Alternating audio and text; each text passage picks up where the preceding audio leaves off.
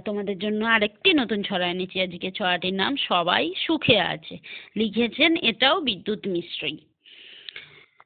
চলো শুরু করা যাক। তোমাদের কেমন লাগে তোমরা অবশ্যই অবশ্যই আমায় কমেন্ট করে জানাবে কেমন। চলো শুরু করা যাক। বনপলাশির একটু দূরে আমার কুঁড়ে ঘর, থরো থরো উঠবে কেঁপে আসবে যখন ঝড়। রিমি ঝিমি বৃষ্টিতে যেই পথঘাট সব কাদা, টাপুর টুপুর বৃষ্টি পড়ে প্রতিক্ষণেই বাধা।